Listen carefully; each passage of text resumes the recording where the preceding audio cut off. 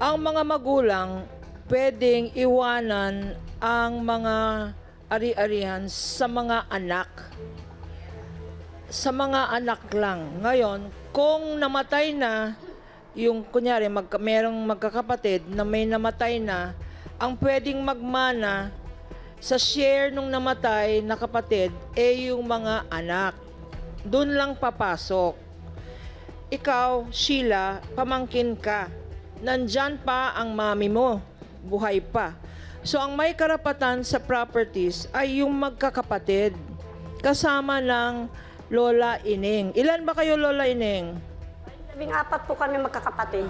Kung batas ang susundan natin, ang tinatawag na legal heir, yung 14 na yan. Miski na yung 3 ay patay na.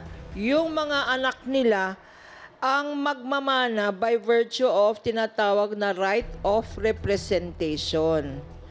Ang ibig sabihin nun, Sheila, wala ka pang karapatan kasi buhay pa ang mami mo. Ngayon, kung mag-aaway kayo sa korte, ang panalo si Lola Ining.